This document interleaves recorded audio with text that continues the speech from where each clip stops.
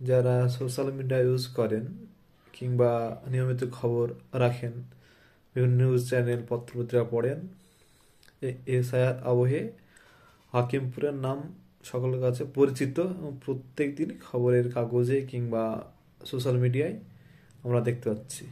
কেন? হাকিমপুর মূলত চেকপোস্ট, যেটা আমাদের রাজ্যেরই উত্তর চব্বিশ পরগনা জেলার সর্বনগর এলাকায় অবস্থিত। এই হাকিমপুরের ওই পাটটায় হচ্ছে বাংলাদেশ, যেটা সাতক্ষীরা জেলা রয়েছে। মধ্যে একটা নদী রয়েছে, নদীর নাম সোনাই নদী। নদীর মধ্য দিয়ে ভাগ হয়েছে, একটা অংশ ভারতের, একটা অংশ বাংলাদেশের।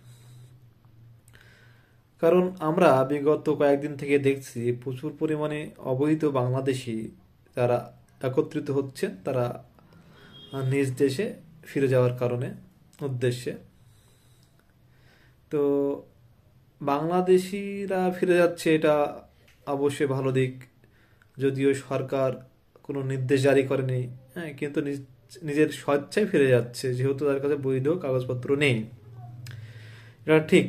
এক্ষেত্রে রাষ্ট্রের ব্যবহার সত্যি মানবিক, কিন্তু দুঃখের বিষয় হলো মাস তিনেক আগেও আমরা দেখেছি যে বীরভূমের সোনালী খাতুন কিংবা মালদার আমিরকে কিভাবে ভারতীয় হওয়া সত্ত্বেও তাদেরকে বাংলাদেশ পুশব্যাক করা হয়েছিল। রাষ্ট্রের চরিত্র বোঝা সত্যি মুশকিল, কখন কার সঙ্গে কেমন ব্যবহার করে। এটা একটা দ্বন্দ্বে থাকি আমরা।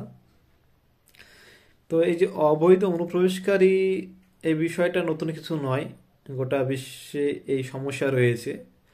আমরা অতি সম্প্রতি দেখেছি যে কিছু ভারতীয়কে মার্কিন যুক্তরাষ্ট্র ফেরত পাঠিয়েছে, হাতে পায়ে শিকল পরিয়ে ফেরত পাঠিয়ে দিয়েছে। মূলত এই অবৈধ অনুপ্রবেশকারী কেন যায়? এরা আর্থিক কারণে, যেখানে কাজের সুযোগ সুবিধা পায় সেই কারণে যায়, মানে বেটার লাইফস্টাইল লিড করার জন্য। কিন্তু এই যে এসআইয়ের আবহে মানে কে অনুপ্রবেশকারী কে শরণার্থী, এই নিয়ে একটা বিতর্ক তৈরি হয়েছে।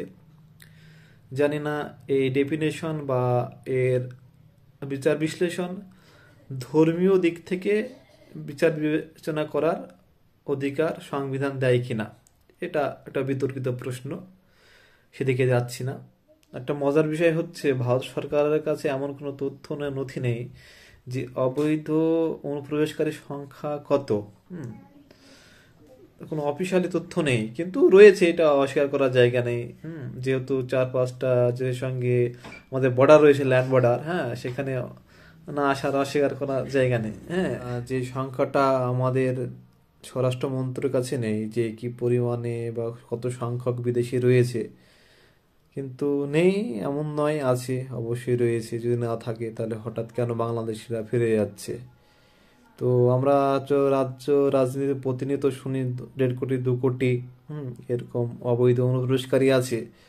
আমরা হয়তো অপেক্ষা করব ফাইনাল এসআইআর লিস্ট বেরোনোর পর যে আদৌ এই 1.5 কোটি 2 কোটি অবৈধ অনুপ্রবেশকারী কারা।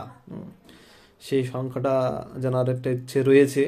দেখা যাক, হয়তো এখনো 2 মাস মতো ওয়েট করতে হবে, তবে সংখ্যাটা জানতে পারবো।